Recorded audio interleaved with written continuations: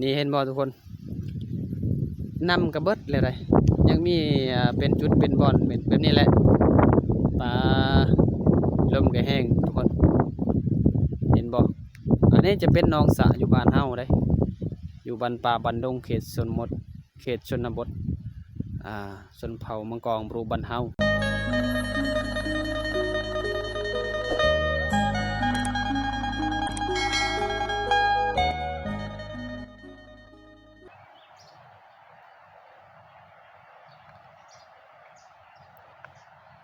อันนี้จะเป็นกกมังไฮจ้าว่าเพชรสุดท้ายให้เบิ้งนี่แคบนำสีแล้ว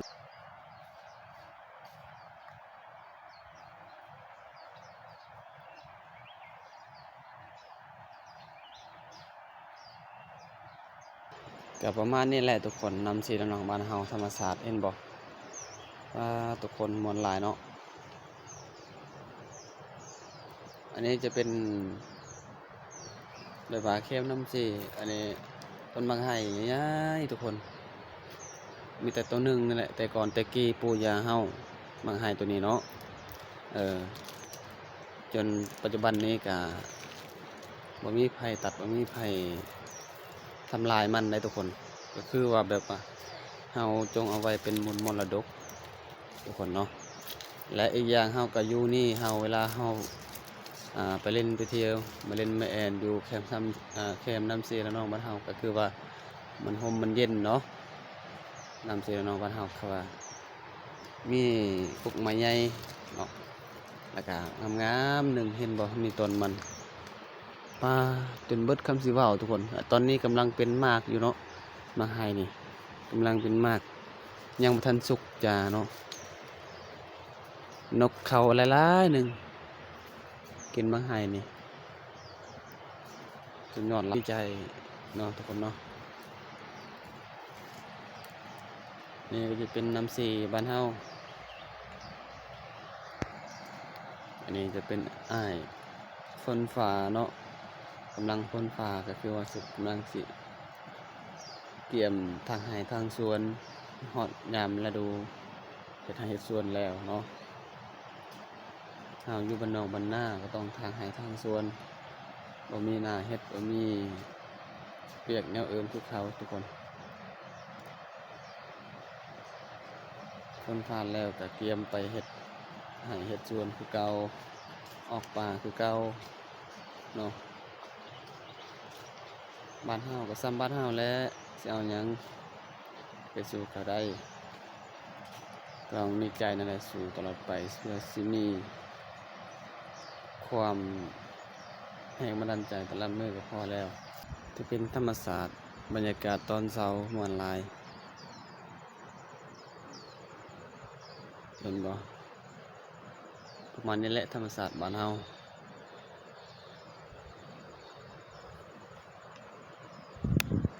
เฮือ2 เล่มอยู่นี่3 เล่มเหมือน2เนาะ3 เล่มป้าทุกคนเพื่อพี่น้องเฮาเวลาดำรงชีวิตออกบ้านมาไกลเวลาใส่เบ็ดใส่มองซอนป่าซอนกุ้งคำสีละนองบ้านเฮาเนาะสบายได้เฮามีเหือมีหยังต่างๆเวลาไปทำมาหากินทุกคนยอดลายแบบว่าธรรมศาสตร์มันสวยงามอุดมสมบูรณ์เนาะบ้านเฮาพุ่นอยู่แกงพุ่นก็คือว่าแกงที่ในหมู่บ้านเฮาเฮ็ดครัวข้ามศิลนองบ้านเฮาทุกคนตอนนี้บ่ผิดกะบ่ไปเนาะบ่ผิดกะถ่ายคลิปจะน้อยกะกินข้าวกินน้ำสิไปทางไห้คือเก่าเนาะบ่ผิดกะมีหลายเวียกที่สวยอีเมอีพอเรียกตัวเองก็คือว่าถ่ายคลิปนี่แหละแต่หลักๆก็คือว่าทางไห้เฮ็ดสวนมันคือสวยอีเมพอไอ้น้องเฮาเนาะตอนประเภทเฮ็ดเวียกประเภทก็บ่ได้ถ่ายเนาะเพราะว่ามันบ่มีเวลาทุกคนอันนี้คือว่าญาติเวลาถ่ายคลิปแน่แล้วก็เฮ็ดเวียกครอบครัวแน่ประเภทก็อาจสิเมื่อยหลายแล้วทุกคนเนาะแต่บ่เป็นหยัง อยากให้ FC ทุกคนได้เห็นภาพความจริงธรรมศาสตร์บ้านเฮาบ่ว่าจะเป็นธรรมศาสตร์ธรรมดาหรือประเภทดำรงชีวิตแบบใดก็แล้วแต่ขอให้ไปติดตามกำลังใจให้นำกันเนาะอันนี้ม่วนหลายรู้สึกแบบว่าบรรยากาศตอนเช้าเฮาก็ได้ถ่ายคลิปแบบธรรมศาสตร์คือว่ายิ้มแย้มแจ่มใสท้องฟ้าเปิดโอกาสมื้อนี้โอ้แดดคือเก่าพี่น้องเอ้ยบ้านเฮาเนาะอันนี้จะเป็นอ้ายเพิ่นเฟิ้นฟ้าแล้วก็เกียมล้างหน้าล้างตาเมื่อกินข้าวกินน้ำหลังจากกินข้าวกินน้ำก็เกียมคือว่าเฮ็ดแบบเฮาไปทางไร่ทางสวนเนาะคือเก่าเวียกเฮาก็มีแต่ทางไร่ทางสวนนี่แหละบ่มีเวียกแนวอื่นดอกทุกคนเนาะเฮาอยู่บ้านนอกบ้านนาเนาะ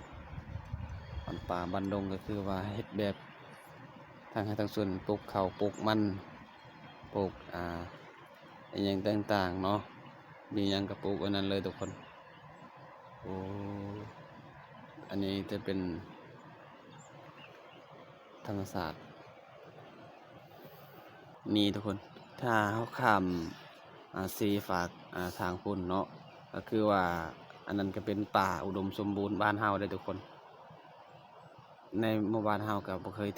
ยทำลายป่าอยู่นี่เนาะเข็มน้ำเสียและน้องบ้านเฮาเพื่อว่าเฮ็ดให้มีความอุดมสมบูรณ์ความรักเพลงสามัคคีในหมู่บ้านเขตนี้เนาะจนเบิดคำสิเว้าก็คือว่าถ้าไผทานก็คือว่าแบบเฮาประไหมใส่โทษมันป่าตัวนี้บ่ให้ทำลายมันอยู่กับติดบ้านเฮาติดกับเข็มสีเฮาแนมเบิ่งก็คือว่าธรรมศาสตร์อุดมสมบูรณ์คือว่าสุดยอดหลายเห็นบ่ทุกคนอันนี้ธรรมศาสตร์เห็นบ่เข็มนำสีก็บ่มีไผทางอันนี้จะเป็นบ้านว่าเป็นเองเห็นบ่บ้านก็ใกล้ๆกับนำสีนี่โอ้สุดยอดหลายทุกคนเห็นบ่บ้านว่าเฮ็ดเองเลยนี่มีแต่พังหินเบิดแขมน้ำสีขึ้นไปก็คือว่าบ้านเฮาเองแหละมันหลายเนาะแล้วก็ถ้าเฮาข้ามฝั่งสีทางนี้ก็คือว่ามีแต่ธรรมศาสตร์เนาะมีแต่อุดมป่าไม้อุดมสมบูรณ์พี่น้องนี่เห็นบ่ทุกคนนำกระเบิดเลยได้ยังมีเป็นจุดเป็นบ่อนเป็นแบบนี้แหละป่าลมก็แห้งทุกคนเห็นบ่อันนี้จะเป็นหนองสระอยู่บ้านเฮาได้อยู่บ้านป่าบ้านดงเขตชนบทชนเผ่ามังกรบรูบ้านเฮาเห็นบ่มีหลายสิ่งหลายอย่างมีหลายแนว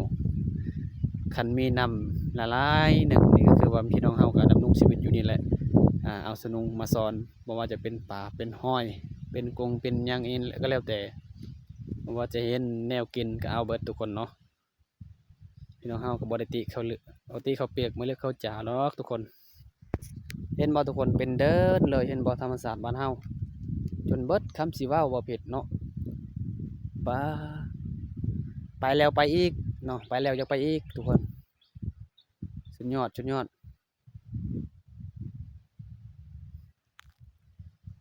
เป็นเดินกระเทียงนำนองสระอยู่นี่